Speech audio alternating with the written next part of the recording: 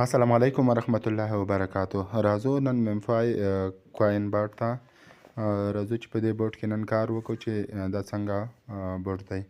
نو لومړی به تاسو راشئ دلته به مم فای بورډ را خلاص کړئ. دلته دی بورډ دا به را خلاص کړئ، بیا به دلته په پلی باندې کلیک وکړئ. نو دا دی زما ممفای بورډ را خلاصیږي. نو دلته به یو ترانزیکشن تاسو ترسره کړئ والیټ ته. نو په دې په واسطه تاسو ته دا ټوکن درکوي، دلته تاسو وینئ. هغه نه وروسته به راشئ دلته بوسټر، لومړی دا اپشن دی، په بوسټر باندې به کلیک وکړئ. بوسټر کې دلته تاسو ته یو بوټ درکوي، دا بوټ به واخلئ، فعال به یې کوي، تاسو ته کوینونه ګټي.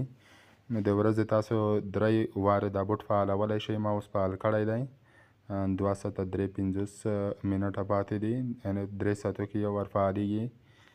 هغه نه وروسته به راشئ دلته انرجي کیپ دا لیول دی، دا به تاسو اپګریډ کړئ، په دومره کوین اخیستل کیږي. نو دا به هم اپګریډ کړئ. نو دا دی ما اپګریډ کړه. بیا به لاندې راشئ دلته ریچارجینګ سپیډ دا به اپګریډ کړئ. په دې سره تاسو ته دغه د انرژي او نور لیولونه چې دی هغه زیاتیږي او تاسو ډېره پیسې ترلاسه کولی شئ یا ډېر کوینونه. بیا به پورته خوا کې راشئ دلته، نو له دې نه به ووځئ.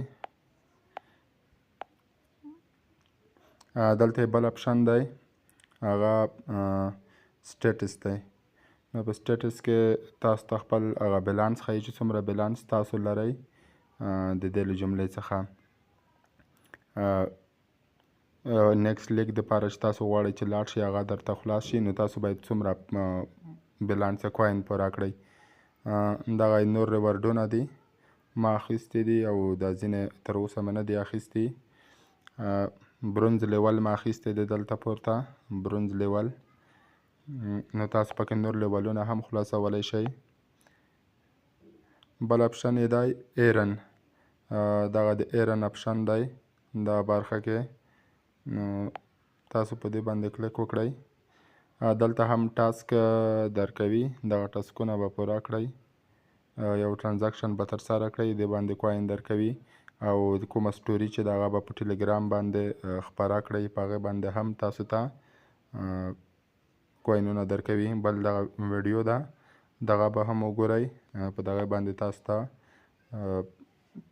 کوین درکوي. نو دا دی، تاسو به لومړی ویډیو وګورئ، ما مخکې کتلې وه، لږ ټیم یې راکړی و، هغه نه وروسته دا دی. اوس تاسو کتلی شئ چې ماته به دغه ریوارډ یا انعام ورسیږي. نو تاسو به په کمپلیټ باندې کلیک وکړئ. دا دی ماته یې دغه انعام راکړ. نو دې نه به راووځئ، دلته راځو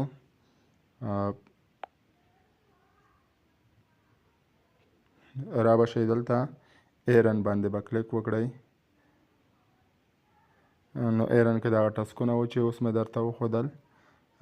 بیا به راشئ دلته انوایټ باندې به والیټ باندې به کلیک وکړئ. دلته به تاسو خپل والیټ ورسره کنیکټ کړی وي، نو هغې ته بیا کولی شئ چې خپل هغه څومره کوینه چې درکوي هغه بیا ولیږئ. نو دغه د نن ورځې د میمفي په اړه او د هغه د اپشنونو په اړه معلومات و.